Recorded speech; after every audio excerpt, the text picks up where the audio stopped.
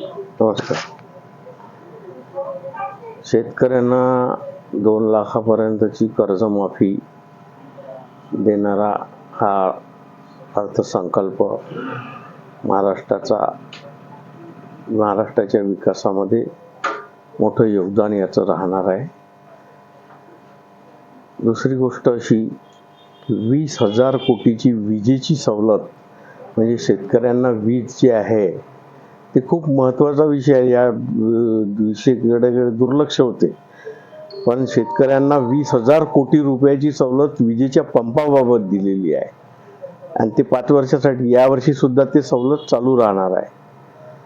त्यानुसार गोपीनाथ मुंडे अपघात विमा योजना शेतमजुरासाठी चालू केलेली आहे. शेतमजुराला सुद्धा ते 2 लाख रुपये, जर शेतकरी वारला तर 2 लाख रुपये दिल्या जाते गोपीनाथ मुंडे अपघात विमा योजनेत.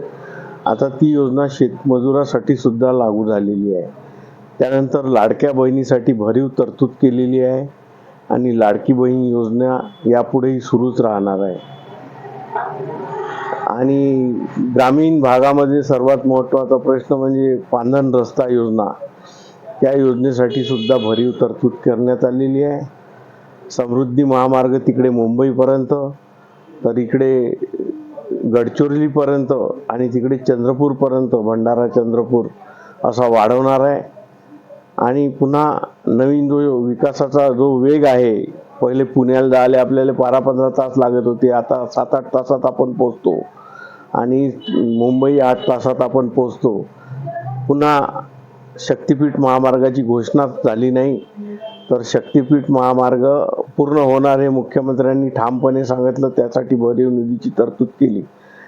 नळगंगा, वैनगंगा, नळगंगा योजना मंजूर झाली असून ती योजना, त्या योजनेमुळे जवळजवळ 4 लाख हेक्टर जमीन पश्चिम विदर्भाची, काही पूर्व विदर्भ वर्धा जिल्ह्याची सुद्धा हेक्टर जमीन सिंचनाखाली येणार आहे. ती माझ्या गावाजवळूनच चालली नाही गंगा.